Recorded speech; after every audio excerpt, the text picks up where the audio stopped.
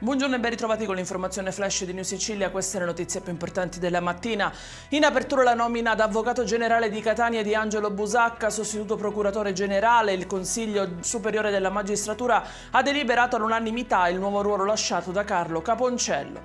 Un incidente sul lavoro è costato la vita a un agricoltore settantenne di Canicattì. L'uomo è deceduto per asfissia dopo essere caduto in un cumulo di balle di fieno per recuperare alcune galline.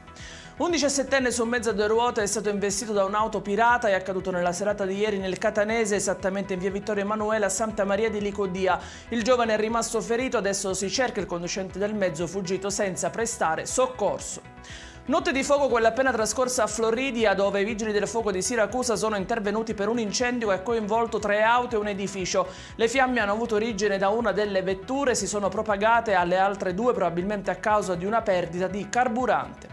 E in chiusura la seconda prova di questa maturità targata 2024. Oggi è stata la volta della prova specifica per ciascun indirizzo di studio. Per il classico è stato scelto un brano di Platone con una versione di greco, per lo scientifico la matematica con 2 problemi e 8 quesiti. I dettagli su queste notizie li trovate come sempre sul nostro sito www.newsicilia.it e sui nostri canali social. Arrivederci e a più tardi.